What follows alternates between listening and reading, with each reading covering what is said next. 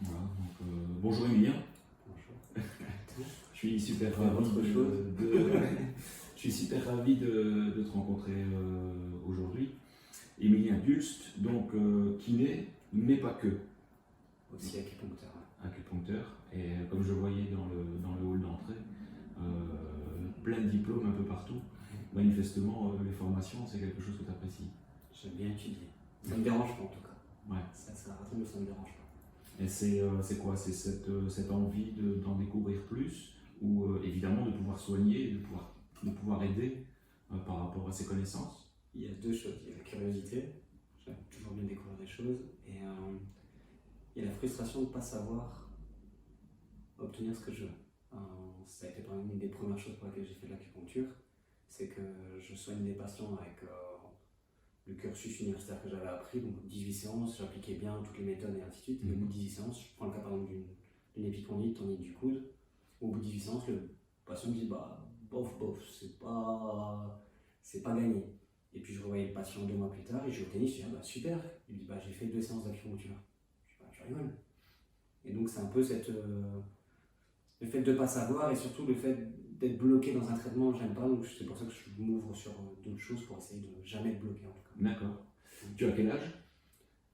33. Non, 36. 87, 36. Ouais, donc finalement, tu es bloqué un peu sur 33, tu t'es dit... Ouais, je suis à l'âge du Christ, c'est bon. Ouais, c'est ça, exactement. 36. Okay. Ouais. Et c'est en 33 que j'ai peut-être fini l'acupuncture. D'accord, ouais. Combien de temps il t'a fallu pour ça? 3 ans. 3 ans. Ouais, c'est un cycle post-universitaire à Namur. C'était généralement 2 jeudis, 2 vendredis, toute la journée par mois, plus les examens, les stages et le mémoire. D'accord. Donc c'était quelque chose d'assez conséquent qu'il fallait cumuler pendant les études et pendant la vie familiale, mais ça n'a jamais été un fardeau. C'est-à-dire que, hormis peut-être devoir étudier pendant les fêtes, ça a été un peu plus compliqué. Réétudier, c'était un peu plus compliqué, mais sinon, je toujours été un plaisir. Parce que la matière, en fait, était plaisante pour toi. Ouais. Parce qu'il n'y avait pas de magie, simplement. Je suis quelqu'un d'assez... J'aime pas dire pourquoi tu fais ça, parce qu'on a toujours fait comme ça. Je suis très cartésien et j'avais peur de ça à la médecine chinoise qu'on me dise au début, voilà, on fait ça tout le temps. Non, en fait, les Chinois ont vraiment... Tout est réfléchi, tout est logique, tout est beaucoup sur l'analyse de la nature. Il y a vraiment une découverte de nature, vraiment quelque chose... C'est vraiment de l'observation. Et à partir de l'observation, ils en déduisent beaucoup de choses. Et ce que j'ai aimé dans mes études, c'est que j'ai jamais eu, voilà, tu dois faire ça parce qu'on a toujours fait comme ça, tu dois faire ça parce que c'est tel jour, telle heure, c'est telle observation, c'est ça. Et si tu n'y arrives pas comme ça, même de toute manière, ne t'inquiète pas, il y a un autre chemin. Tu peux ouvrir ton esprit et penser d'une autre manière et travailler de ce sens-là. C'est ça qui m'a beaucoup plu et c'est pour ça aussi que les études étaient faciles. Facile. Ouais, mais c'est toujours évidemment plus simple quand on apprécie et quand on s'intéresse à la matière, évidemment. Justement, par rapport à cette acupuncture, tu peux soigner différentes choses. Il y a des choses qui vont, des choses qui ne vont pas. Alors, il faut savoir, on dit souvent médecine chinoise, mais on ne peut pas utiliser le terme médecine chinoise parce que le terme médecin est réservé évidemment aux médecins chinois. Donc, on parle toujours de thérapies traditionnelles chinoises qui sont basées sur l'observation, sur le yin, le yang, l'énergie. Ça part dans tous les sens, c'est-à-dire qu'on peut très bien aller sur, entre guillemets, tous les troubles psychologiques comme physiologiques. Et ça m'arrive souvent de passer de l'un à l'autre, c'est-à-dire qu'il y a des gens qui vont venir par exemple pour de l'acupuncture, et je vais leur dire, ouais c'est bien, mais il faudra partir sur la méthode occidentale, il faudra plutôt partir sur la kiné, de l'ostéo, ou attention, là il y a des red flags, il y a des drapeaux rouges, il faut aller voir un médecin, il faut aller voir un chirurgien, parce que là on ne va pas y arriver. Et ça m'arrive aussi de temps en temps de dire, écoute, là en kiné c'est efficace, c'est bien, mais il faudrait peut-être combiner avec de la médecine chinoise, parce que je pense que ça pourrait, des thérapies traditionnelles chinoises, parce que je pense que ça pourrait bien t'aider, et l'un complète l'autre. Et assez bizarrement, maintenant, on commence à avoir une inversion des thérapies, c'est-à-dire que les Chinois partent beaucoup sur la pharmacologie, on parle beaucoup sur les médicaments, parce que tout simplement, ça prend moins de temps, c'est plus facile. Et les Européens commencent doucement à partir vers les thérapies douces, même si c'est de l'acupuncture des aiguilles, mais on part tout doucement sur des choses qui partent plus sur le naturel, base de nature. La pharmacopée, ça je fais pas, c'est la médecine chinoise, les thérapies traditionnelles à base de plantes, ça je fais pas, parce que les médicaments je préfère laisser au médecin. Mais on en trouve de plus en plus par ici, où on soigne à partir des plantes et ainsi de suite. Ouais, d'accord. Alors, on a l'habitude aussi, quand on va chez un kiné, de savoir que ben voilà, il va falloir une dizaine, une quinzaine de séances. Ça va marcher comment au niveau de l'acupuncture? C'est très difficile à dire parce qu'une personne ne réagit pas de la même manière qu'une autre. Il y a des traitements, ça va être très vite. Il y a des traitements, c'est beaucoup long, surtout dans les troubles psychiques. On sait que les maladies psychiques, ainsi de suite, que ce soit en médecine occidentale ou en médecine orientale, c'est très très compliqué quand on touche au psyché, c'est très très difficile, mais ça aide beaucoup.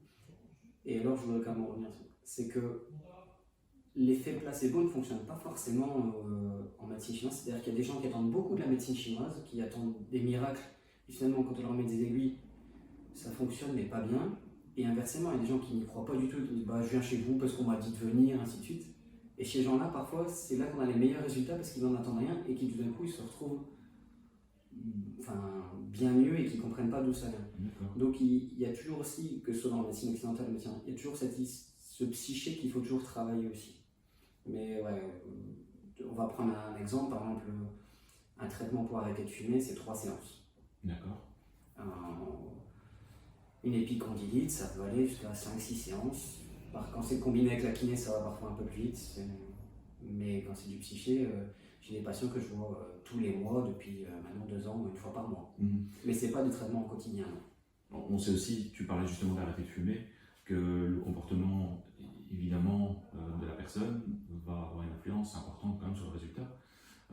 Je suppose aussi qu'il y a cette intention qui doit exister de la part de la personne, donc vraiment cette volonté d'arrêter de fumer, ou alors est-ce que l'acupuncture va être un élément, un remède miracle?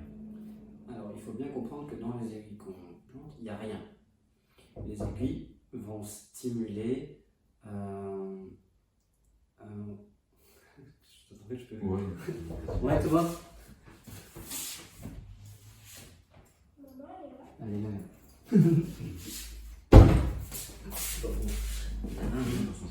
Ouais, mais je sais plus quoi.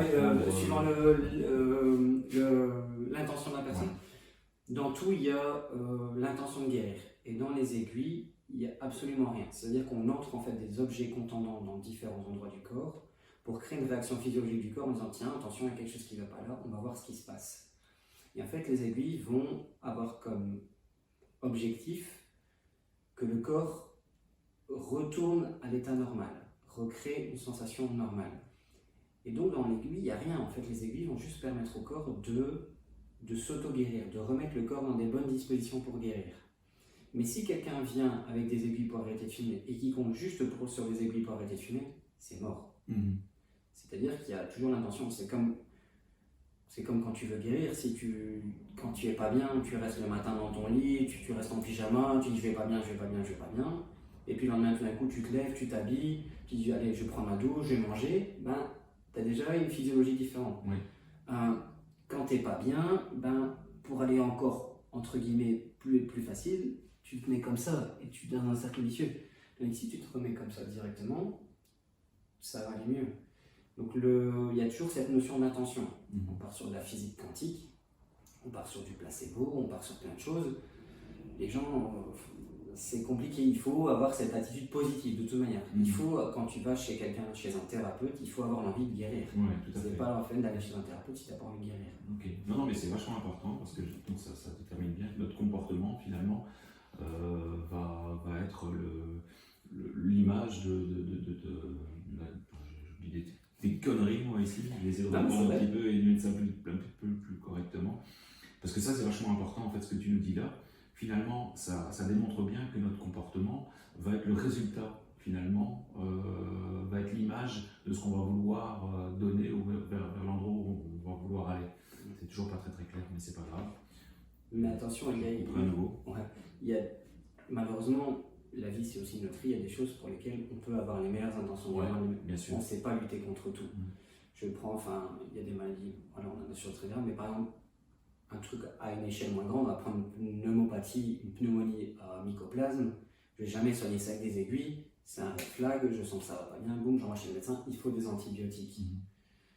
C'est pas parce que tu l'as avec la meilleure intention, mais quand tu prends tes antibiotiques, si tu prends tes antibiotiques et tu dis allez, je vais guérir, ça va aller mieux, je suis parti, ta pneumonie va guérir beaucoup plus vite que si tu dis ah ouais, elle m'a donné 10 jours d'antibiotiques, donc j'irai bien qu'à partir du 10e jour. On est bien d'accord que. Ça ne sera pas le même résultat. Absolument. Il y en a un qui sera très bien à partir du 10e jour et l'autre au 10e jour il va seulement se sentir mieux. C'est ça. Ouais. Pourtant, ce sera la même molécule. Notre attitude positive va certainement influencer quand même aussi le résultat. Va potentialiser et masteriser le traitement. Ouais, d'accord. Ok. Bah, écoute, je te remercie beaucoup pour toutes ces explications. Peut-être une dernière petite chose que la plupart des gens se posent aussi quand même comme question, en tout cas les gens qui n'ont certainement pas vécu l'acupuncture, c'est est-ce que ces fameuses aiguilles, ça fait mal? C'est pas agréable, mais c'est pas non plus hyper douloureux. Il faut savoir qu'une aiguille d'acupuncture, c'est plus facile.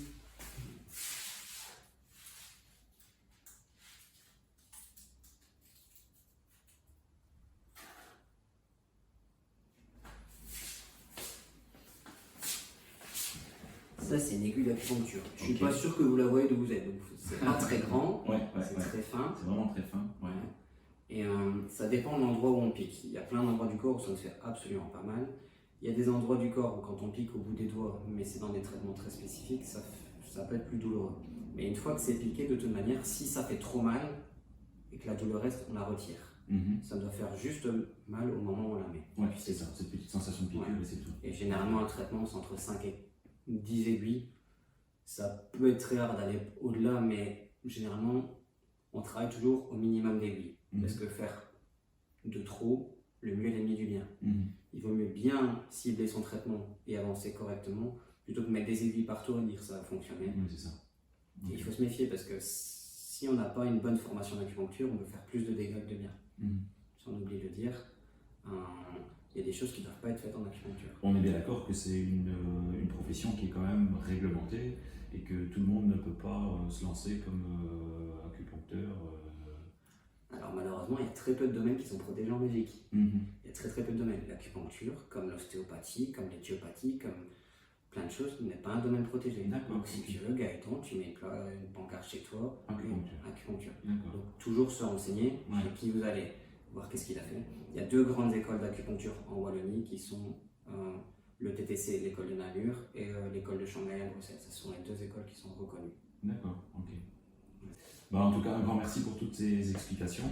Est-ce qu'éventuellement, tu désires peut-être encore nous rajouter un petit mot de la fin? Au point de vue acupuncture ou en général? Non, comme tu disais ici par rapport au fait qu'il n'y a pas de magie. Dans la vie, il n'y a pas de magie. Il faut se prendre en main. Que vous soignez par n'importe quelle méthode, l'important c'est de vous soigner et de vous sentir bien, de sentir que ça vous correspond et de voir qu'il y a des résultats. Il ne faut pas toujours non plus... malheureusement, il ne faut pas avoir foi en tout le monde. Il y a aussi des charlatans, donc ça il faut se méfier aussi. Mais je pense que l'important c'est de se sentir bien, d'aller mieux, de trouver sa voie. Pas pour autant dénigrer évidemment la médecine occidentale, ça il ne faut pas l'oublier. Les médecins nous sauvent la vie tous les jours.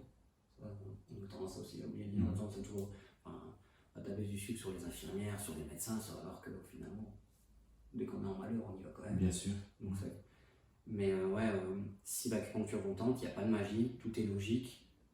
L'énergie, c'est reconnu, ça traverse le corps. Que ce qu'on appelle ça le sang ou l'ATP, ou en médecine chinoise, ils appellent ça le chi, c'est la même chose. Et donc, pensez juste à vous soigner et à vous faire du bien. Et portez-vous bien. Merci beaucoup. Ouais.